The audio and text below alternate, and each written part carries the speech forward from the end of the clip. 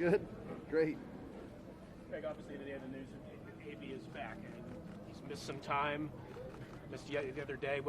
How much can you use him? Do you expect him to be as big a part of the offense as you've always planned? Yeah, I think I'd plan on having him all along, or we had as an offensive staff. So, had a little bit of a glitch the other day, but that's been cleared up, and so nothing's really changed.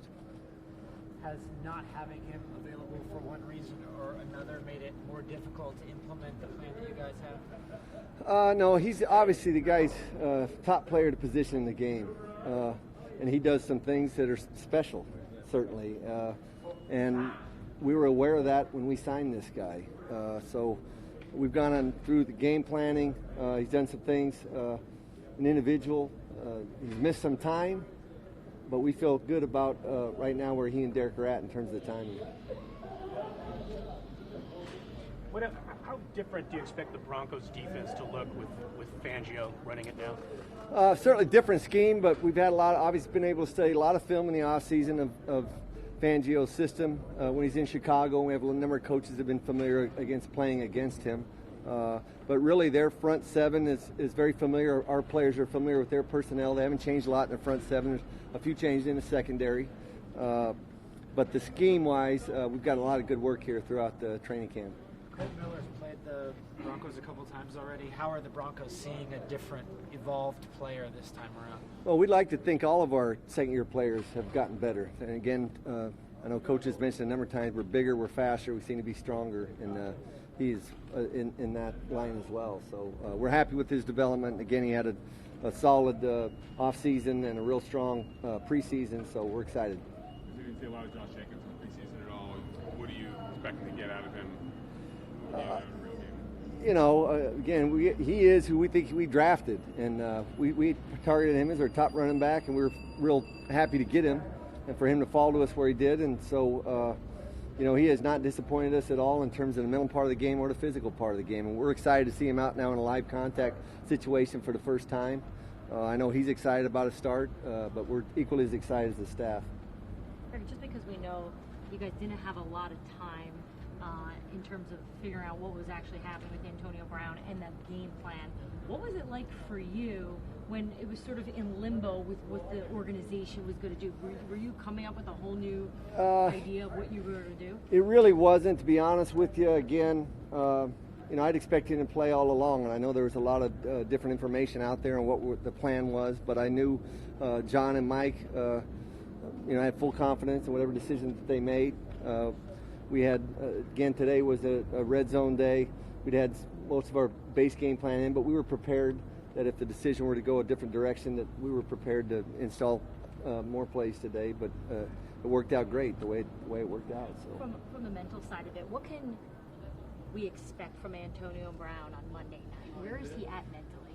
I think we'd like to believe he's in a great place right now mentally, and he has not disappointed us. Again, when he has been at practice, he has not been the furthest thing from a disappointment that you could find. So we're all real excited again to see him play. What the rest of the receiving core, Tyrell Williams, Hunter Renfrow, how excited are you to see them in game situations? Yeah, I think we said from the start we think it's wide receiver, certainly one of our strengths.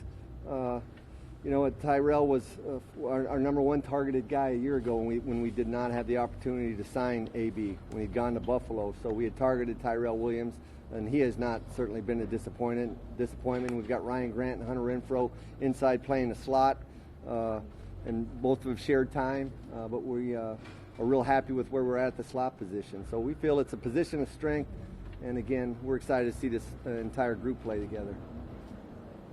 Is that sort of do you plan to have those two guys, Renfrow and Grant, share time in the slot? Yeah, I think that, and that's how it works here. I think you'll see a number of guys who'll play. We've got a number of different packages. Dwayne Harris or J.J. Nelson are guys that'll be in and have certain roles for us. But both Hunter and Ryan do different things. Some things better than others. So we'll have a plan for both of them. You guys all set? Okay. Thank you. Thank you, Greg. Yep. Thank you guys.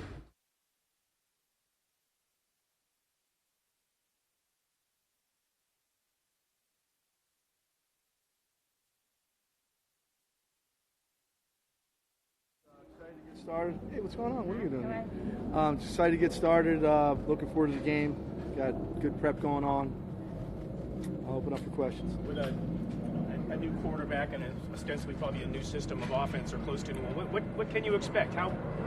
You know, you just go off of the preseason games. You know what the lineage is. The coordinator came from San Francisco 49ers, so it's you know, it's one of those games where you got to trust your preparation, trust the techniques, and the stuff that you've been doing all training camp, all spring, and playing sound. How's Max Crosby look? He looks really good. His hands healed up. He's got no issues that way. So I think we're full board healthy. How much does it help you, do you think, especially in an opening game where you don't quite know what the Broncos are going to bring, to have a guy like Vontaze Burfict who's so familiar with your scheme? I mean, it's a huge advantage. I mean, he's been, you know, I think this is the fourth time as a coordinator I've gone against a first-time coordinator. You know, so a new coordinator, I should say, for the team. And it's just, you know, be able to check in and out of calls as the game progresses. It's going to be important throughout the game. We go over the adjustments on the sideline and making sure we're on the same page. How much of it all do you think Corey Legis is going to be able to play? We'll have to see. You know, he's obviously he came here late in the game here, so we're still rolling through that on practice, see how he feels again tomorrow. But he's looking good. He's a good addition for us. I can't say how much right now. Yeah.